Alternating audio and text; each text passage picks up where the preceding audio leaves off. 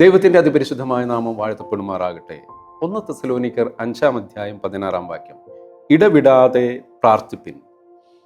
ഭക്ഷണമില്ലാതെ നമുക്ക് ഏകദേശം 70 ദിവസം അല്ലെങ്കിൽ അതിൽ കുറച്ചുകൂടിയോ ജീവിക്കാനായിട്ട് സാധിച്ചേക്കാം. എന്നാൽ വെള്ളമില്ലാതെ 12 ദിവസമാണ് ഏകദേശം നമുക്ക് ജീവിക്കുവാനായിട്ട് സാധിക്കുക.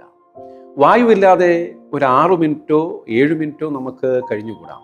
എന്നാൽ ഒരു ക്രിസ്ത്യാനിക്ക് പ്രാർത്ഥനയില്ലാതെ ഒരു ദിവസം പോലും ഒരു മിനിറ്റ് പോലും കഴിയുവാനായിട്ട് സാധ്യമല്ല.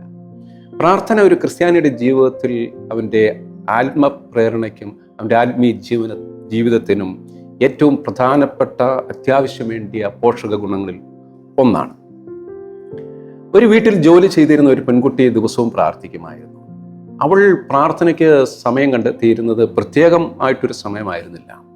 ചിലപ്പോൾ നമ്മൾ പറയും നമുക്ക് പ്രാർത്ഥിക്കാനായിട്ട് തീരെ സമയം കിട്ടില്ല. ആ പെൺകുട്ടി അവൾ ചെയ്തത് എന്താണെന്ന് ചോദിച്ചാൽ, അവൾ പാത്രം കഴുകുമ്പോൾ അവളുടെ ഉള്ളിൽ അവൾ പ്രാർത്ഥിച്ചിരുന്നത്, കർത്താവേ, ഈ പാത്രം ഞാൻ കഴുകി വൃത്തിയാക്കുന്നത് പോലെ എൻ്റെ പാപങ്ങളെ കഴുകി വൃത്തിയാക്കണമേ.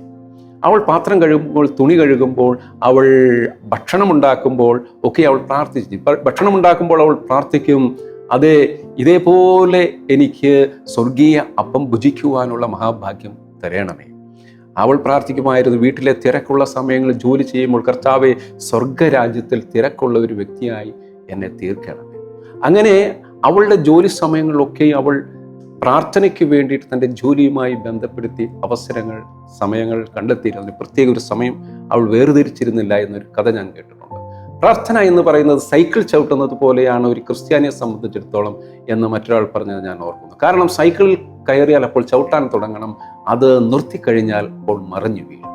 അപ്പോൾ പ്രാർത്ഥന എത്രത്തോളം നമ്മുടെ ജീവിതത്തിൽ, ക്രിസ്തീയ ജീവിതത്തിൽ അതിന് ഉപോത്ബലകമാണ്, പ്രധാനമാണ് എന്ന് ഈ ഉദാഹരണങ്ങളൊക്കെ നമ്മളെ പഠിപ്പിക്കുന്നുണ്ട്. മറ്റൊരു മനുഷ്യൻ പറഞ്ഞത്, ഒരു സംഗീതജ്ഞൻ പറഞ്ഞത് തൻ്റെ സംഗീത ഉപകരണവുമായി ബന്ധപ്പെടുത്തിയാണ്.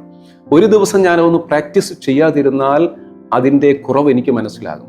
2 ദിവസമോ 3 ദിവസമോ പ്രാക്ടീസ് ചെയ്യാതിരുന്നാൽ എൻ്റെ വീട്ടുകാരും എൻ്റെ അടുത്ത ആളുകളും അതിൻ്റെ കുറവ് മനസ്സിലാകും. ദിവസങ്ങളോളം ഞാനത് പ്രാക്ടീസ് ചെയ്തിരുന്നാലോ അത് കേൾക്കുന്ന എല്ലാവരും അതിൻ്റെ ന്യൂനത എന്ത് എന്നുള്ളത് മനസ്സിലാക്കും. പ്രാർത്ഥന എങ്ങനെയാണ്? നമ്മുടെ ജീവിതത്തിൽ ഒരു ദിവസം ഇല്ലാതിരുന്നാൽ അത് നമുക്ക് തന്നെ തിരിച്ചറിയാനായിട്ട് സാധിക്കാൻ പോരായ്മ, നമ്മുടെ ജീവിതത്തിൽ വരുന്ന ന്യൂനതകൾ. അത് 2 or 3 ദിവസമോ അങ്ങനെ കുറച്ച് ദിവസങ്ങൾ പ്രാർത്ഥനയില്ലാതിരുന്ന നമ്മുടെ കുടുംബത്തിൽ അത് മറ്റുള്ളവർക്ക് മനസ്സിലാകും, നമ്മുടെ അടുത്ത ആളുകൾക്ക് മനസ്സിലാകും.